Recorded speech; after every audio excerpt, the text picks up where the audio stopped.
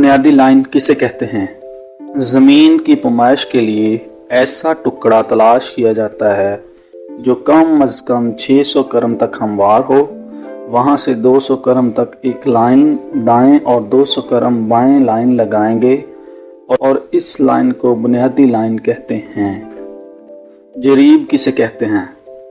10 करम लंबी लोहे की कड़ियों से बनी जंजीर होती है जो ज़मीन की पैमाइश में इस्तेमाल होती है, उसे जरीब कहते हैं। पहाड़ी इलाकों में जरीब की लंबाई निसफ हो जाती है।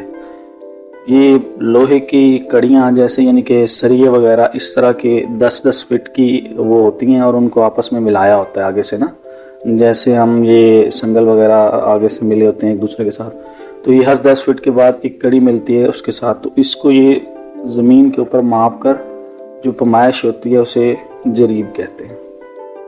सह हद्दा किसे कहते हैं? सह हद्दा का मतलब, सह का मतलब है 3, हद्दा का मतलब हदें। ऐसी जगह जहाँ 3 मुवाज़ात की हदूद मिलती हैं उसे सह हद्दा कहते हैं। यानी जहाँ 3 मौज़े आकर इकट्ठे हो जाते हैं वो उसे सह हद्दा कहते हैं।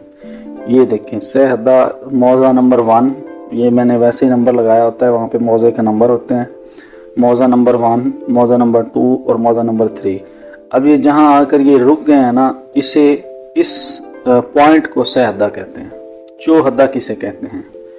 चौहद्दा ऐसी जगह जहाँ 4 मुवाज़ात की हदूद मिलती हों, यानी जिस तरह सह हद्दा में था कि मौज़ा नंबर 1, 2, 3, इसमें चौहद्दा यानी कि 4 मुवाज़ात, मौज़ा नंबर 1, 2, 3 और 4, इनकी हदूद जहाँ पे आपस में मिल जाएं उसको चौहद्दा कहते हैं। बुर्जियात खाम किसे कहते हैं?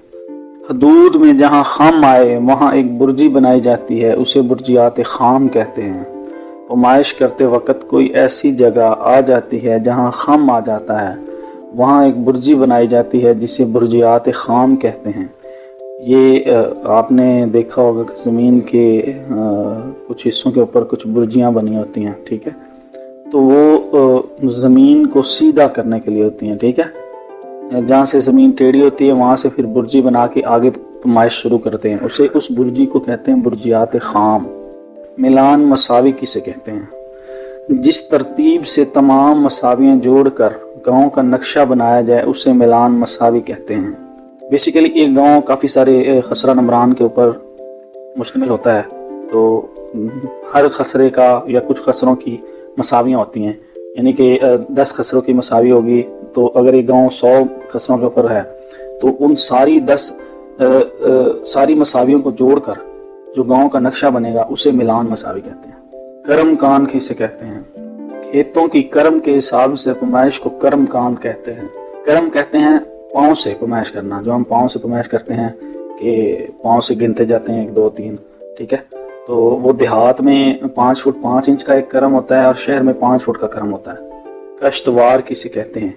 पहाड़ी इलाकों में जहाँ किसी का कब्जा होता है वहीं पैमाइश करके उस शख्स का खेत बना दिया जाता है, इस खेत को कश्तवार कहते हैं। पहाड़ी इलाकों में तो खेत बहुत कम होते हैं, तो जिस इलाके में खेत हो उस इलाके के जिस बंदे के रकबा हो, ठीक है, उस खेत की पैमाइश करके उसके हवाले कर दिया जाता है, उसे कश्तवार कहते हैं। तो ये थी हमारी आज की वीडियो, जिसको लाइक करें, शेयर करें और सब्सक्राइब करें।